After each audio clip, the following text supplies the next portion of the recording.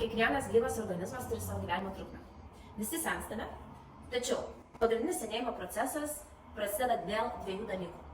Pirmasis tai yra lėtiniai uždegimai kūne, atsirandantis daugiausiai dėl mūsų gyvensenos, tai yra nesubalansuota mityba, patiriamas stresas, prasta miego higiena, mažas arba per didelis fizinis aktyvumas ir kiti veiksniai, kaip užterštumas, gali įtakoti tai, kad mes sensime ženkliai greičiau, negu turime genetinį potencialą.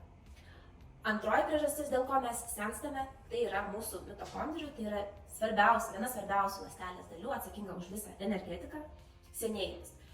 Būtent mitochondrijos, kurios atsakingos už energetinį potencialą, su laiku arba vėlgi veikiant netinkamiems aplinkos veiksniams arba mūsų pasirinkimams, sensta greičiau, organizmas nespėja taip efektyviai pašalinti senų ląstelių, dėl to didėja vėlgi uždegimas, prastėja mūsų energetiniai resursai, mūsų sveikata ir mūsų senėjimas gali paspartėti net iki 80%.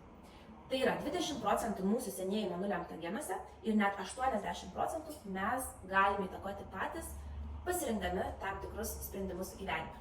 Hiperbarinė deguonies terapija yra labai stiprus metodas pagerinti mūsų ilgaamžiškumą, pailginti mūsų kokybišką gyvenimo metus, dėl to, kad jinai tiesiogiai veikia mitochondrijas, tai yra pagerina mitochondrijų funkciją, prisotina audinius ir ląsteles deguonimi, to pasekoje pagerėja blogųjų arba patogeninių organizmų ir ląstelių šalinimas, taip pat pailgėja pačių ląstelių gyvenimo laikas, na ir to pasekoje mažėja kūno uždegimai.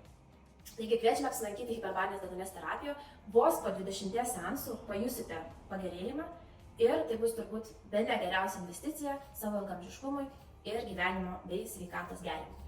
Kviečiame įsitikinti patiems, kaip tai padarė jau daugybė mūsų klientų.